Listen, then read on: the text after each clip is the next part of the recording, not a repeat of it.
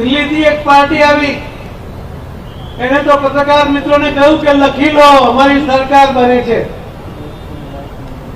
એમણે ખૂબ પ્રચાર કર્યો, અપપ્રચાર કર્યો, પણ ગુજરાત માટે ક્યારેય કંઈ ના કર્યું.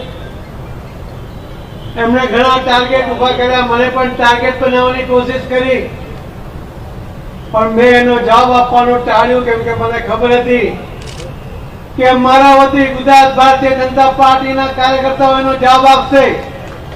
અને આભારી છે ગુજરાતના મતદાતા ભાઈ બહેનો એમનો પણ કે અમે 126 સીટ ઉપર કે જે દિલ્હીથી આવેલી પાર્ટીના ઉમેદવારોની ડિપોઝિટ જપ્ત કરી નાખી. એને ખૂબ ભૂલી જવાય એ પ્રકારનો પાઠ ગુજરાતના મતદાતા ભાઈ બહેનો અને કાર્યકર્તાઓ એને ભણાવ્યો હતો. કેટલાય રાજકીય વિશ્લેષકોએ પણ એવું પણ કહ્યું કે ત્રીજી પાર્ટી આવી એના કારણે આપણને વધારે સીટ મળી. મિત્રો, આપ નાસીપાસ ના થાઓ.